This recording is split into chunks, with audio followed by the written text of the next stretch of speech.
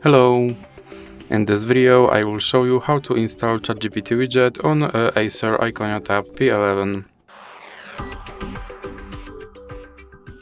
So you have to start by opening your Google Play Store.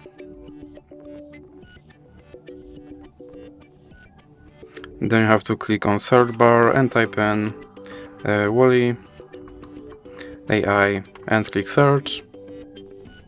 And then click install. And then click open. And then click got it. And click on this button to skip introduction. Then click not now and click open permissions. Then select the AI assistant and click here to allow this app to display over other apps. And now you can go back and go back again. Then you can click start, and as you can see right here there's my ChatGPT widget, and I can open him and I can tell him to do something.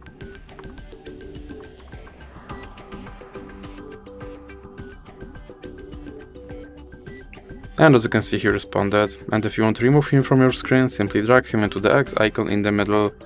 So that's it for this video. If you liked it, please remember to leave a like and subscribe.